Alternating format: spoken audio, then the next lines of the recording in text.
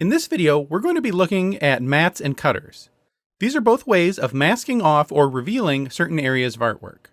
They're very simple to set up, especially in Node View, but they can be used in creative and powerful ways, as you'll see throughout the course. Now, we did some work with mats and cutters in the earlier part of the course, but now we need to look at how to set them up in Node View. Let's start with the simplest example.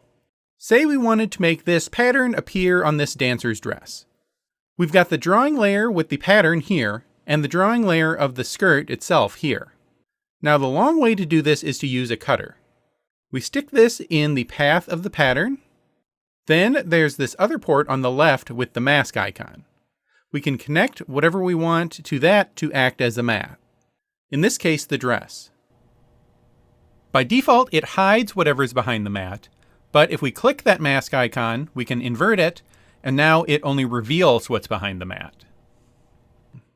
Now, that used to be what you had to do, but thankfully Toon Boom made a simpler way. Instead of using the cutter node, you can just drag a connection from the layer you want to use as the mat over to the left edge of the layer you want to mask. And you can see that little mask icon port appears on the left. So every drawing layer now has a built-in mat port. And that can be inverted just like the cutter. Another common place to use cutters is on eyes. We want to be able to move the pupil around without it extending past the edge of the eye. So we can set the eye white to act as the mask for the pupil. Then when we move the pupil peg around, the pupil gets masked off. And actually, I don't know if I like having the white color there for this design. So I'll just disconnect that from the composite. Now it can still act as a mask, but it won't be visible. Now, just because drawing layers have that built-in mat port doesn't mean we never need to use cutter nodes. We still need those for more complex situations. Let's look at one now. So on this dancer, I don't like how her face is blending into her neck. It would be nice if there were a shadow under her chin. And I would want it to move automatically as the head moves. So let's set that up. First, we want another connection that duplicates the output of the head drawing layer. Now it's behind the head, so we can't see it. What we want to do is offset it. So I'm going to find an apply peg transformation node, and we want our duplicate connection to run through that, connected to the port on the right. And I'm going to make a waypoint to keep the neck connection out of the way. Then we can create a peg and attach it to the left port, and then we can use that peg to offset our duplicate head. Now we need to turn that into a shadow, so I'll stick a shadow node in there.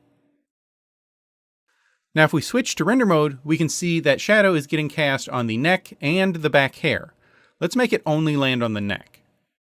So I'll get a cutter, put it in the path of the shadow output, and then use the neck as the mat.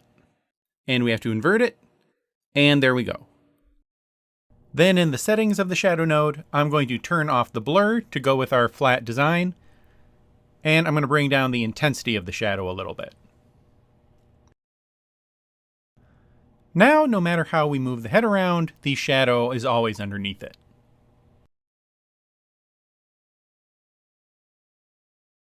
And I'm going to do the same thing to make the dress cast a shadow on the legs.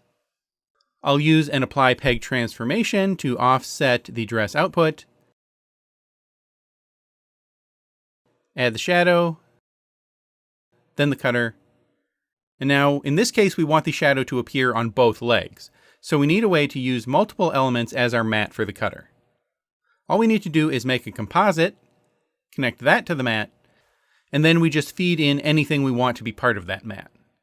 So in this case, that's both the leg composites. Then we just invert that, and there we go. Now, no matter how the dress moves, it's going to cast a shadow on the legs. So that's the basics of mats and cutters.